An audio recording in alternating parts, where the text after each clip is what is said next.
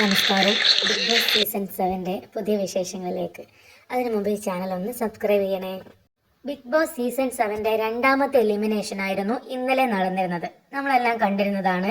അവസാന നിമിഷം അനുമോളുടെ സന്തോഷ പ്രകടനങ്ങളൊക്കെ നമ്മൾ കണ്ടതാണ്. കാരണം 2 ആഴ്ച കാലത്തോളം അനുമോളും ശൈത്യയും അത്രയും കൂട്ടുകാരായിട്ട് തന്നെയാണ് നമ്മൾ കണ്ടിരുന്നത്. എന്നാൽ ഈ ഒരു എലിമിനേഷൻ പ്രക്രിയക്ക് ശേഷം ശൈത്യ അനുമോളെ ഒറ്റപ്പെടുത്തി തുടങ്ങിയതായിട്ടും നമ്മൾ കണ്ടിട്ടുണ്ട്. അതിനുള്ള കാരണമാണ് ഞാൻ പറയുന്നത്.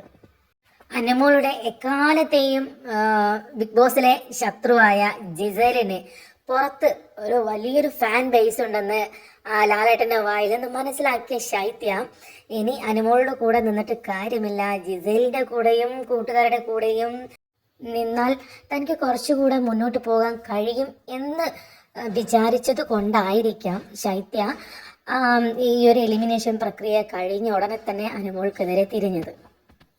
പുതിയൊരു വർഷത്തെ തുടക്കമായത് കൊണ്ടായിരിക്കാം ഇന്നലെ ഈ ഒരു എലിമിനേഷൻ പ്രക്രിയയിൽ നിന്നും ശൈത്യയെ സേവ് ചെയ്തത്. എന്നാലും പുള്ളിക്ക് കളിച്ചാൽ ഇനി മുന്നോട്ട് പോവാം, അല്ലാതെങ്കിൽ തിരിച്ചു വരാം.